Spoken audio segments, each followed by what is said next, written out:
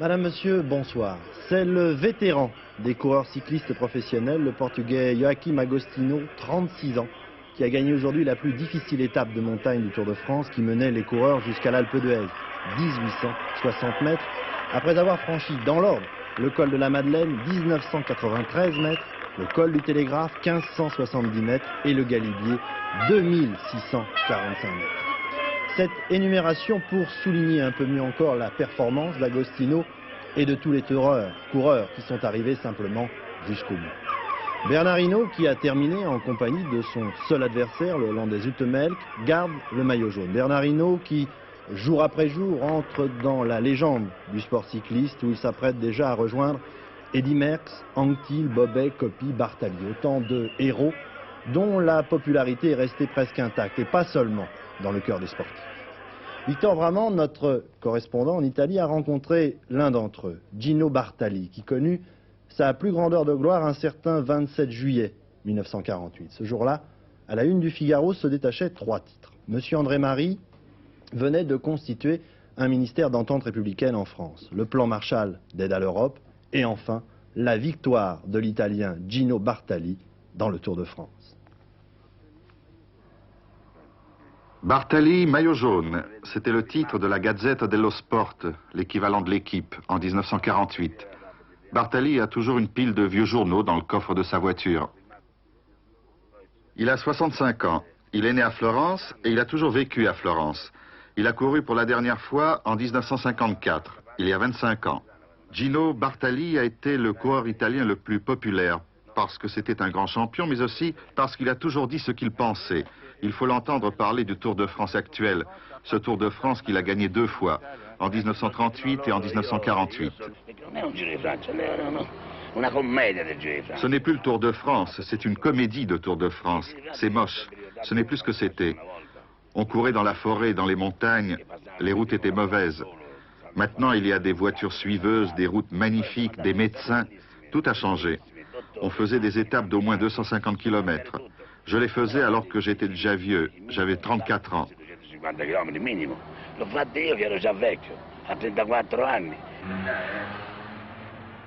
Bartali fabrique des bicyclettes, on l'appelle en province pour donner le départ des courses locales. Son grand ami, Gastone Nencini, le vainqueur du Tour de France en 1960. Qui était le meilleur, Bartali ou Coppi? Peut-être Bartali physiquement. Coppi était un peu plus complet. Il avait le chronomètre en plus. Bartali était plus fort dans les grandes montées et quand le temps était très mauvais.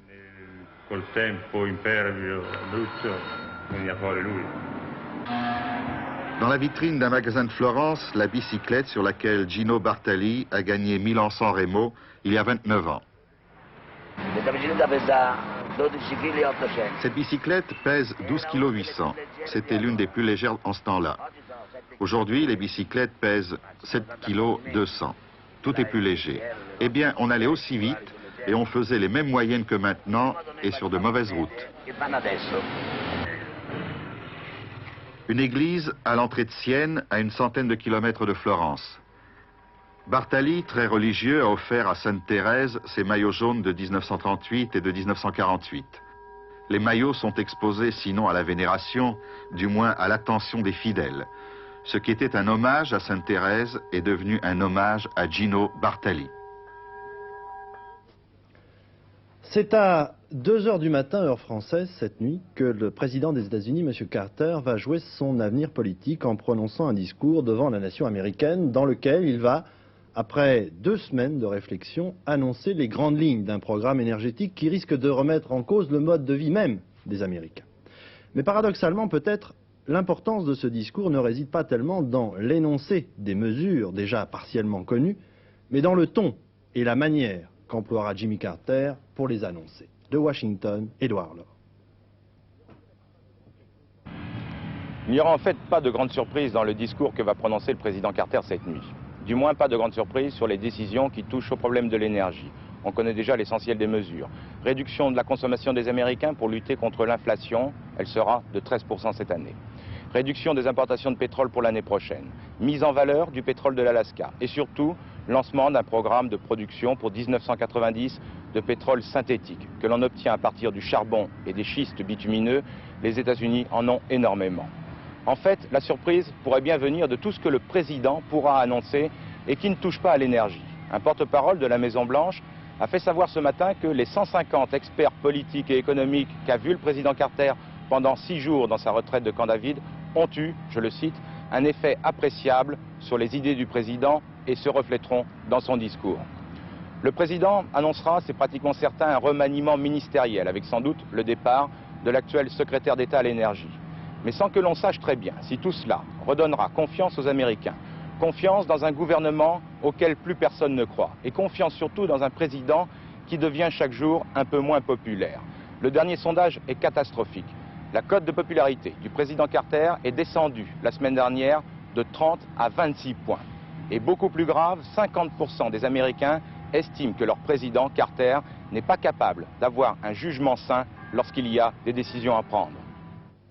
Un tout dernier sondage publié aujourd'hui par le New York Times remontera peut-être un peu le moral de Jimmy Carter. En effet, sur les 276 membres du Parti démocrate à la Chambre des représentants des États-Unis, 172 ont déclaré qu'ils soutiendraient le président Carter pour un second mandat.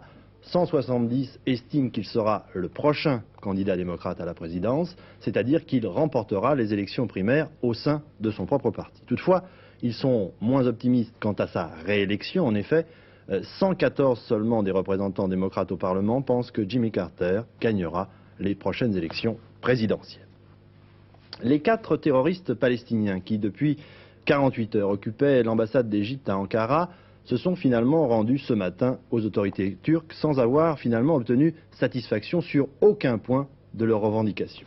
L'ambassadeur d'Égypte et les personnes qui se trouvaient encore à l'intérieur de l'ambassade sont saines et sauves. Au total, cette prise d'otage aura fait 3 morts, 2 policiers turcs et 1 diplomate qui s'était jeté par la fenêtre. Sur le plan politique, il faut dire que même si elle n'a pas abouti, cette action est la première action d'envergure des Palestiniens depuis la signature du traité de paix entre Israël et l'Égypte. Faisant le signe de la victoire, les 4 membres du commando sortent de l'ambassade apparemment libres et accueillis avec chaleur. C'est surtout grâce à l'intervention d'un envoyé spécial de l'OLP que cette prise d'otage se termine ainsi. L'OLP a dès le début condamné cette opération, mais elle en tirera tout de même profit puisque le gouvernement turc va sans doute dans quelques semaines donner le feu vert pour l'ouverture d'un bureau officiel de l'OLP à Ankara. Cette sortie triomphale tranche terriblement avec celle des otages, l'ambassadeur d'Égypte et ses collaborateurs qui dans le silence vont monter dans un autobus. Il faut noter la fermeté du gouvernement égyptien qui n'a pas cédé aux exigences des terroristes. La presse égyptienne est d'ailleurs très virulente à l'égard des Palestiniens. Le gouvernement turc, lui, était prêt à utiliser les grands moyens. Quant aux Palestiniens, avec cet armement léger, ils ont réussi la première phase de leur opération et l'arrestation des 4 membres du commando n'empêchera pas d'autres coups de main du même type.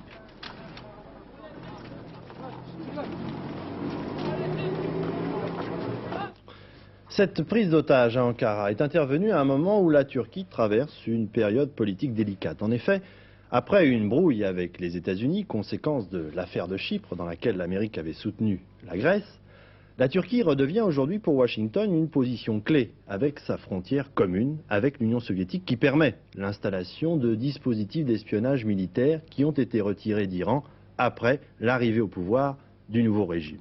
C'est dire aussi combien l'armée turque reprend une importance qu'elle avait un peu perdue depuis quelques années déjà.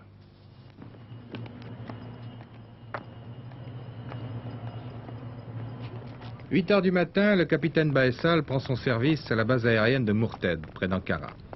Zafer Baysal est pilote de chasse depuis 12 ans. Comme tous les jours, il se prépare avec son escadrille à faire un vol de reconnaissance.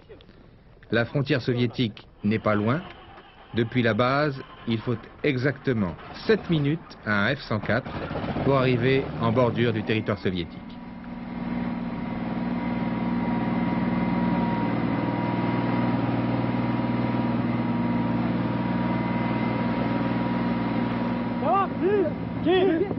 L'armée turque, 75% de conscrits, 456 000 hommes, presque autant que l'armée française qui compte 580 000 hommes. L'armée turque est occidentale, corps et âme, pourrait-on dire. Elle est totalement équipée de matériel américain, y compris sa force aérienne. 300 appareils, dont quelques fantômes, le dernier cri des avions de combat américains, mais aussi des Starfighter F-104 comme celui que pilote le capitaine Baissal. Par 2 fois dans son histoire, en 1960 et 71, l'armée a pris le pouvoir parce que ses chefs avaient le sentiment que la démocratie était en péril. Les militaires firent ce qu'ils font, comme partout où ils prennent le pouvoir, des erreurs, des emprisonnements. Ils pendirent aussi un Premier ministre, mais ils restituèrent le pouvoir aux civils. La journée finie, le capitaine Baissal rentre chez lui. Le capitaine est un père modèle, un officier modèle aussi. Entre le citoyen et le soldat qu'il est, il reste tout de même prudent.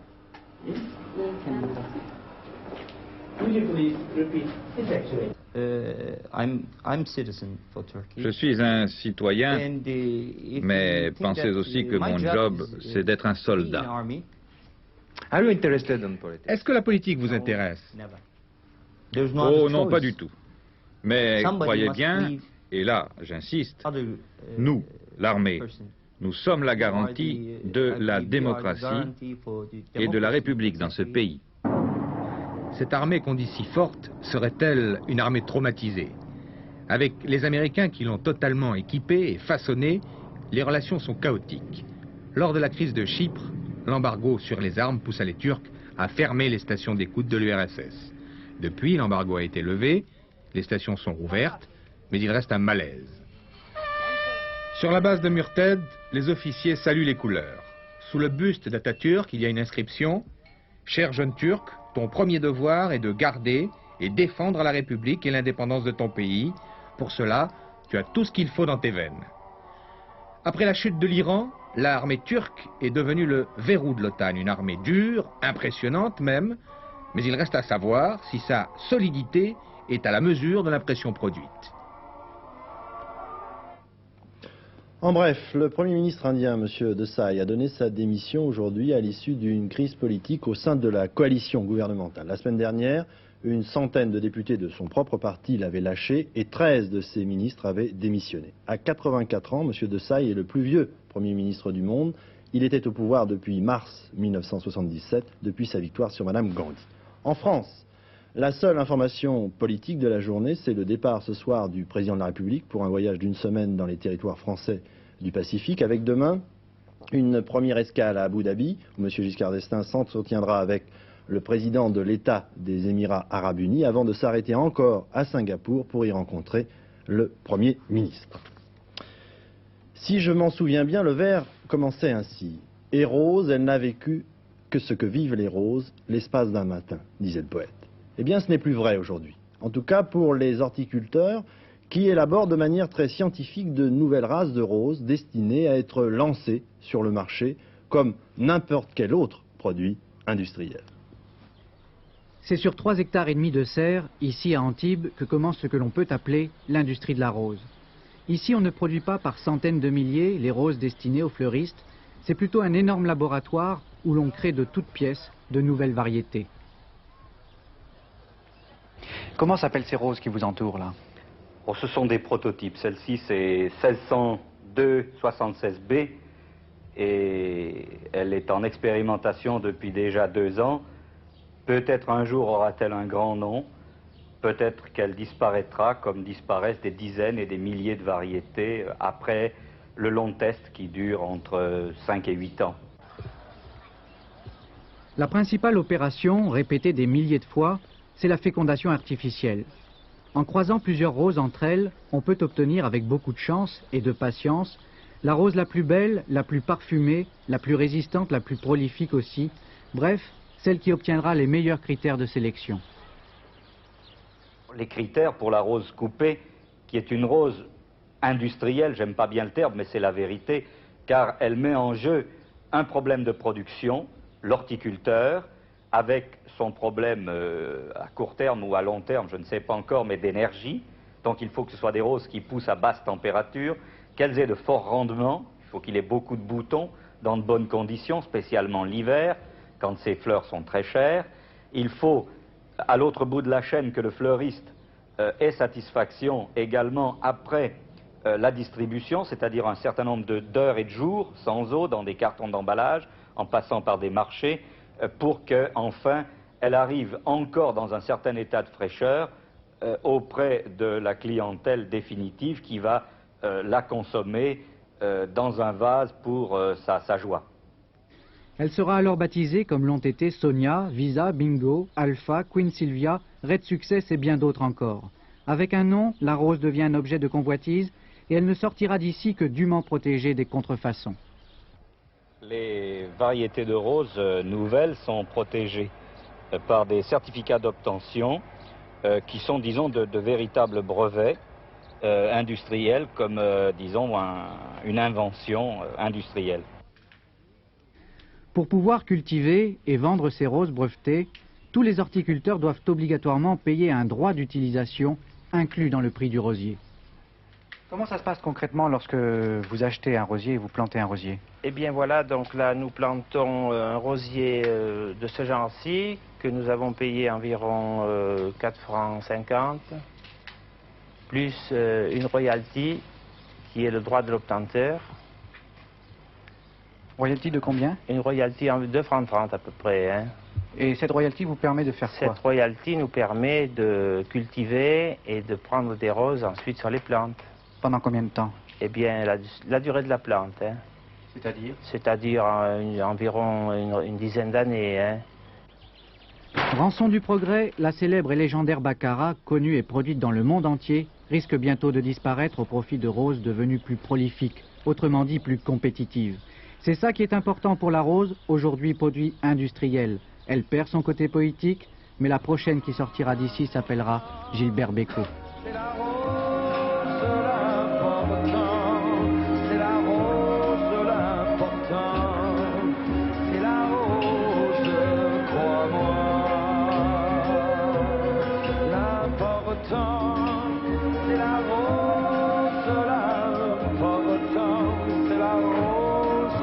L'important, c'est la rose, crois-moi. Je ne sais pas si vous avez remarqué au passage que le caméraman avait un nom prédestiné, il s'appelle Robert Rosier. Le traditionnel festival de jazz de Nice se termine demain.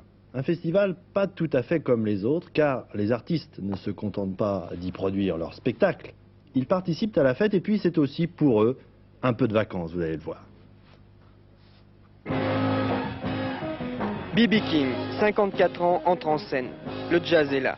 Chanteur et guitariste, c'est l'un des grands du blues moderne. Il est né dans le Mississippi et a commencé, comme beaucoup, avec la chorale de son église. B.B. King et son orchestre.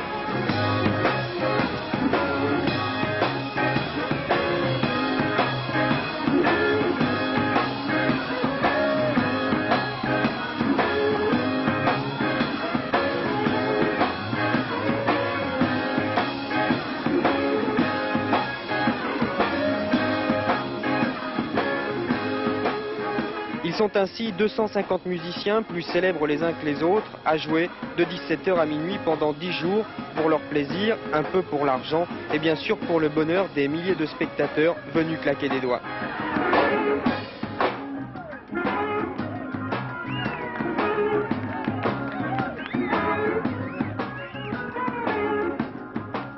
Ce qui est fabuleux, c'est que les musiciens sont vraiment au milieu des spectateurs. Il y a des fois ce qu'on dit en anglais des happenings, parce que au milieu, à côté de vous, il y a tout d'un coup Gillespie qui prend sa trompette et qui joue. Et la plupart d'entre eux disent toujours qu'ils aiment venir à Nice, justement parce que ça leur fait 8 jours de vacances.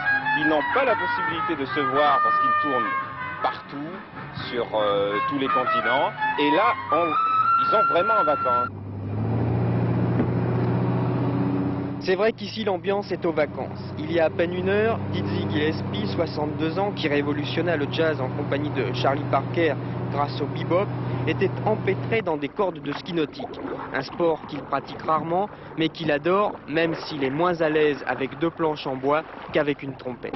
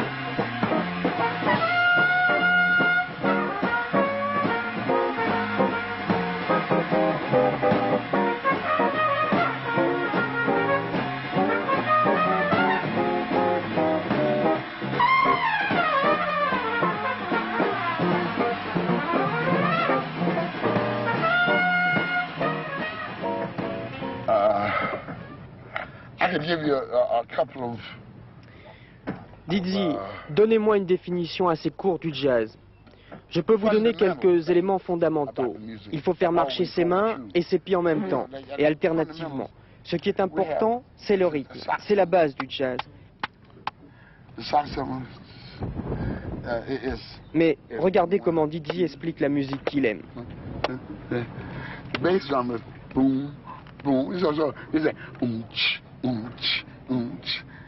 And the backbeat,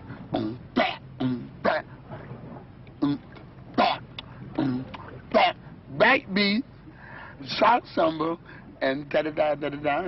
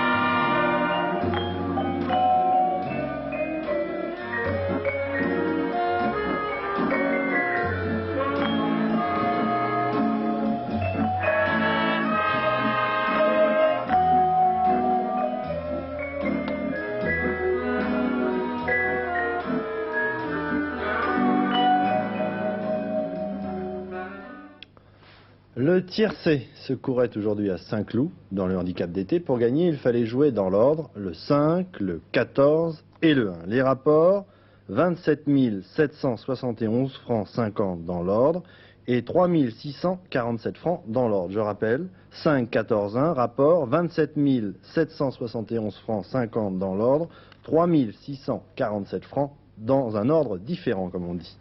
La météo pour terminer, je vais aller doucement car je sais que vous êtes en vacances et que ça vous intéresse. Demain, après la dissipation des brumes et des brouillards matinaux, le temps sera généralement bien ensoleillé. Toutefois, sur le nord et le nord-est et près de la Manche, on pourra observer des passages nuageux abondants, autrement dit, il y aura un temps gris. Voilà, ce journal est terminé, il ne me reste plus qu'à vous souhaiter une bonne soirée sur Antenne 2. Dernier rendez-vous avec l'information en fin de programme vers 22h45 avec Hervé Clos. Je vous propose de nous quitter sur des images toujours belles à regarder d'un lâcher de montgolfière qui a eu lieu hier dans l'Eure au château de Vascueil, transformé en centre culturel et qui fête son 10e anniversaire en présentant une exposition des principales œuvres de Fernand Léger. Voilà, je m'envole à mon tour et je vous dis bonsoir.